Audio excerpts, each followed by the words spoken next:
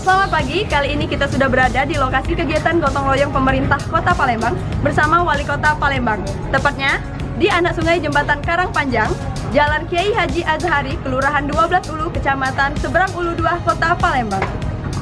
Kegiatan gotong royong ini merupakan gerakan revolusi mental yang sekaligus bagian sosialisasi pemerintah Kota Palembang kepada masyarakat.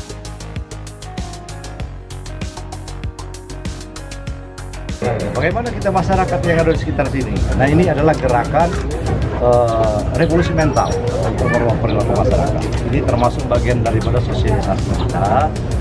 Ini kan hadir orang-orang penting di sini, ya, buang sampah. Harapannya, ya walaupun kita tidak mengut sampah, yang penting jangan buang sampah sembarangan.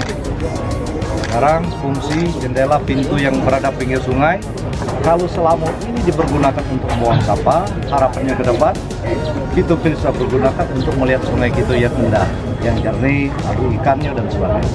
Mudah-mudahan kami himbau kepada masyarakat, tidak mungkin gerakan ini dapat berhasil apa yang kita lakukan ini tanpa peran serta.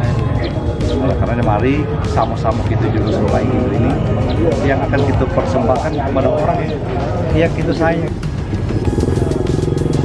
Tidak baca merdeka, tidak ngotori jadilah. Payo kita jaga sungai kita. Saya Celin, Baku Humas Kota Palembang melaporkan.